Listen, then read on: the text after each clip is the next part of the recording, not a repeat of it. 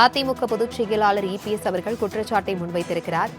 சொத்து வரி உயர்வின் மூலம் சென்னை மாநகராட்சி மக்களின் தலையில் இடியை இறக்கியுள்ளது என்று திமுக அரசை அதிமுக பொதுச் செயலாளர் இபிஎஸ் அவர்கள் கடும் கண்டனம் தெரிவித்திருக்கிறார்.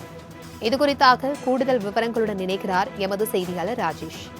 வணக்கம் ராஜேஷ், இது குறித்தான விவரங்கள். சென்னை மாநகராட்சியின் மாமன்ற கூட்டம் நேற்று மேயர் பிரியா தலைமையில் நடைபெற்றது. இதில் பல்வேறு தீர்மானங்கள் நிறைவேற்றப்பட்டன. அதிலும் முக்கியத்துவம் வாய்ந்த ஒரு தீர்மானமாக ஆண்டுதோறும் 6% சொத்து வரி உயர்வு என்ற தீர்மானம் நிறைவேற்றப்பட்டது. அதே போல மயான பூமி அமைக்க தனியாருக்கு அனுமதி வழங்குதல் உள்ளிட்ட பல்வேறு தீர்மானங்கள் நிறைவேற்றப்பட்டன. இதற்குத்தான் அதிமுக பொதுச் செயலாளரும் தமிழக எதிர்க்கட்சி தலைவருமான எடப்பாடி கே பழனிசாமி தனது கடும் கண்டனத்தை தெரிவித்திருக்கிறார்.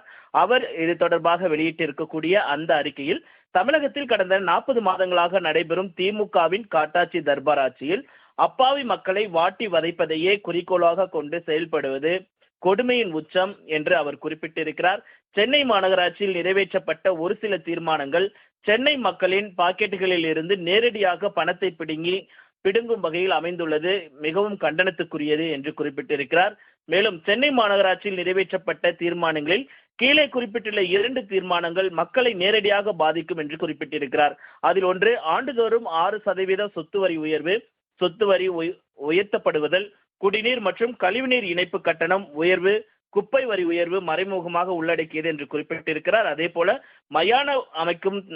மயான பூமி அமைக்குவதற்கு தனியாருக்கு அனுமதி, அதையும் குறிப்பிட்டு மேற்கோள் காட்டியிருக்கிறார். மேலும் ஸ்டாலினின் திமுக அரசு ஆட்சிக்கு வந்தவுடன் 3 முறை மின்கட்டண உயர்வு, 100% சொத்து வரி உயர்வு, குடிநீர் மற்றும் கழிவுநீர் இணைப்பு கட்டணங்கள் பல மடங்கு உயர்வு, பால் பொருட்கள் பல தடவை உயர்வு, அரசு கட்டணங்கள் பல மடங்கு உயர்வு, அத்தியாவசிய உணவுப் பொருட்கள் விலை உயர்வு என எல்லாமே உயர்த்தப்பட்டிருப்பதாக அவர் தெரிவித்திருக்கிறார்.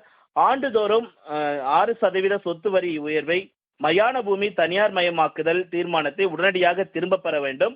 15 ஆண்டுகளுக்கு மேலாக பணியாற்றும் தூய்மை பணியாளர்களுக்கு பணி பாதுகாப்பு வழங்கிட வேண்டும் என்று அவர் அரசை வலியுறுத்துவதாக அந்த அறிக்கையில் குறிப்பிட்டிருக்கிறார்.